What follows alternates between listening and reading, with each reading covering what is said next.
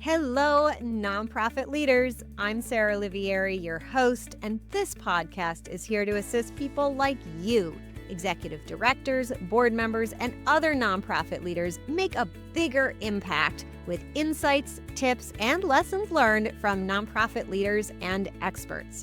Having been an executive director, a board member, and now a consultant and coach, I truly understand the challenges you face. And that's why I'm here. I'm all about working smarter, not harder, so you can make a bigger impact without the burnout. And so is our sponsor, DonorBox.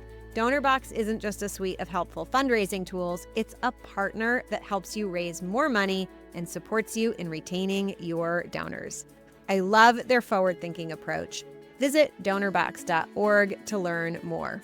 And don't forget to sign up for the Inspired Nonprofit Leadership newsletter, where you'll get bite-sized, actionable tips just for nonprofit leaders like you, delivered weekly to your inbox.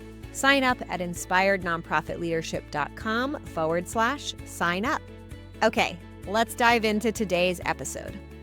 Hello, nonprofit leaders out there and everyone tuning in. Today, I want to talk about why you shouldn't be letting one person carry all the load. So maybe that's you.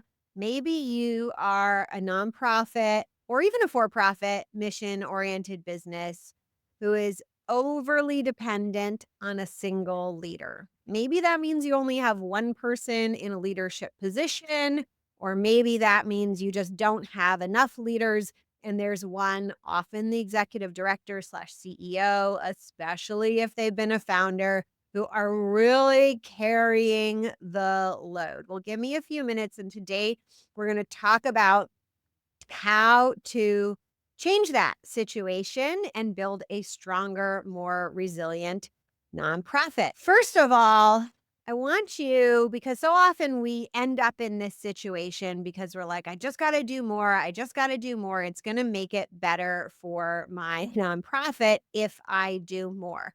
What most people are not thinking as they get into that situation is, wow, I'm setting my nonprofit up for a lot of risk.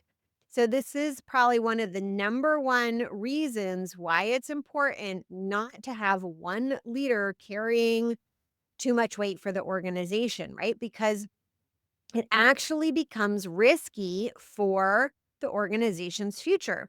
Eventually, that leader might experience burnout and need to leave suddenly or become much less effective. If anything were to happen to that leader, it could cause the collapse of the whole organization. Plus, the other big risk is when we have a leader who has a overfull or even a full plate, what happens is that leader doesn't have time to onboard new staff and new leaders. And so actually what happens is we stagnate that organization's growth. We eliminate their ability to grow.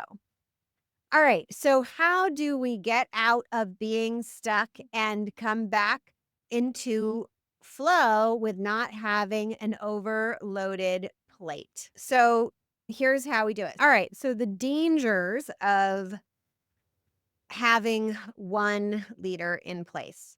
Next up is to think about how do we distribute responsibilities and how do we actually expand the overall leadership capacity in our organization. And that's exactly what we need to do.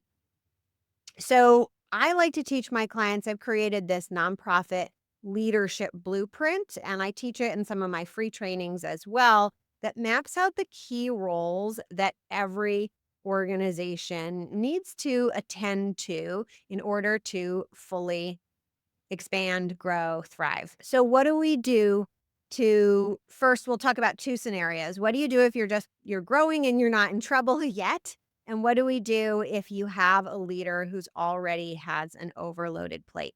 So if you're growing and you're just worried about this, you want to avoid this problem in the future, you need to map out what are the key roles that need to be covered. You need to basically track, at least roughly track, each person's time that they're working. And this can even be, it doesn't have to be tracking every hour. You can just assess every few weeks or every couple of months, kind of what workload are you at? Are you at 50% of your workload focused on projects and recurring activities? Are you at 80%? Are you at 100%? Are you at 110%? Right? So basically, you want to watch that is when your capacity of things that you need to do hits around 80%, that's the time to be thinking about hiring. I have a whole training on how to do that, so I'm not going to get into that today, but I'll pop the link for you if you're interested in that map of how we do that, and then exactly how to think about what type of hire you're going to make. So let's say you are already have an overloaded plate. Well, I'm going to ask you to do the hardest thing for any executive director or CEO to possibly do, which is actually pull back on some of the things you're doing and reallocate your resources so that you can make the space for another hire. And often it's not just going to be, it could be an assistant or it might be time for a leadership hire. Now, if you're like, oh my God, we're strapped and we don't know what to do, I want you to think about like a fractional leadership position. If you're not big enough, you don't have the budget enough to actually bring in a full-time team member yourself. You can be too cheap. You can hire someone who won't really do the job, and you can actually make the problem worse by hiring someone who isn't really experienced or qualified or capable into a leadership role that you need filled. And an experienced leader is going to be able to do it in a fraction of the time as a fractional executive of some sort. Now, the last point I want to make is what happens on the other side of this journey? What happens when you have the team that you need?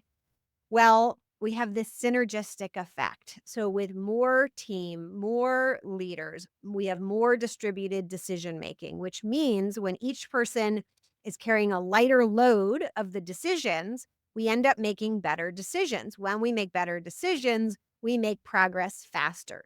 The faster we make progress, the sooner we get data about what's working and what's not working. The sooner we get data, the sooner we can take that data and refine what we're doing so that it works even better. And the cycle repeats itself. We have a great team.